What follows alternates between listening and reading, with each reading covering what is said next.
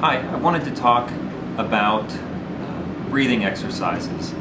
There's a lot of information out there about breathing exercises in regard to developing states of consciousness, meditation, yoga, what have you. I've been having a little bit of a discussion with one person who mentioned the idea of a breathing technique where you hold your breath as long as you can in order to develop the intuition. Now, I've been doing a meditation that isn't that sort of thing, but a meditation where I've learned a certain state of relaxation and quieting the mind. And what's come to me out of doing this is that the goal of such a practice as holding your breath for as long as you could in order to develop the intuition, the whole point of that is to try to get the mind to quiet and the body to still and become quiet and calm, so that your breathing becomes slower and slower until you get to a point where you're almost in a breathless state. And in that breathless state, the intuition is then able to shine down through your consciousness into the brain, and you can become, and then you become more intuitive. You become in contact with the intuition.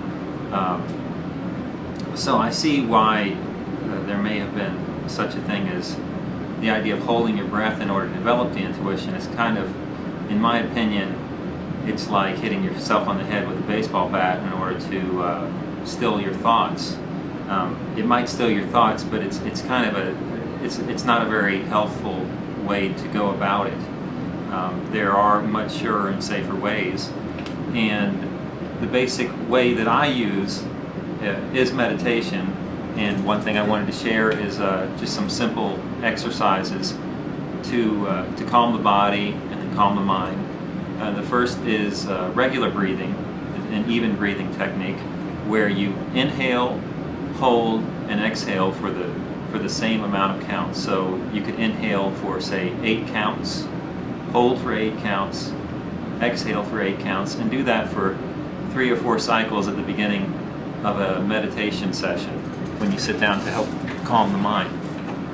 So a meditation technique that I use is very simple. It comes out of Paramahansa Yogananda's teachings, and he is the author of Autobiography of a Yogi. If anyone out there doesn't know who he is or would like to look more into it, he was a truly enlightened master, and he gave some wonderful teachings. His message was very much one of love, and there's some very wonderful things to be found in reading his book Autobiography of a Yogi, and that's a side point. Now, back to the breathing.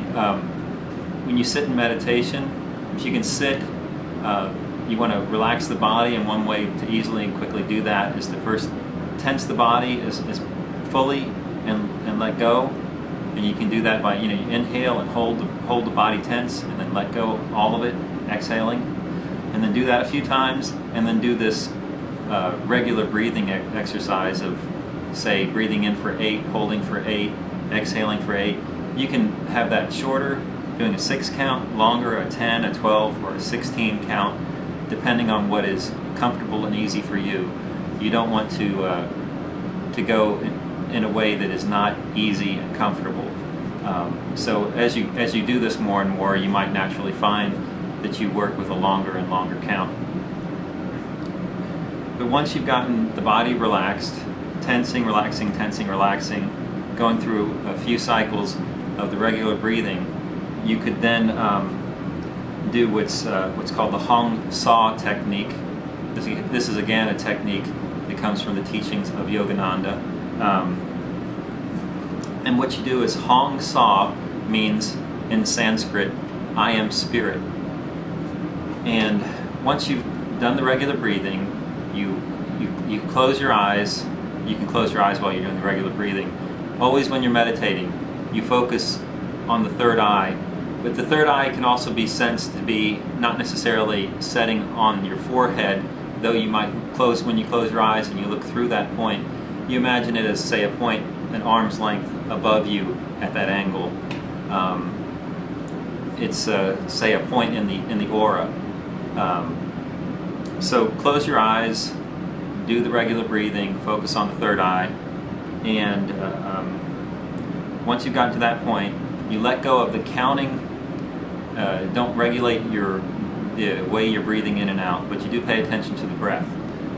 And what you do is, on the inhale, you mentally say Hong, and let yourself go through the natural inhale, holding, and then exhale process, but just letting it be natural, and it'll gradually become calmer and calmer. When you get to the exhale part, you say mentally Saw, and you just keep doing this Hong Saw as you breathe in and out, focusing in the third eye and just trying to focus simply on those words and letting go of any thoughts that might come into your mind. Just continue to focus back on the mantra and focus on the sensation of the air going in and out of your nose. Gradually you'll sense it going, you'll feel it higher and higher in your nose, until that sensation that you're focusing on will also be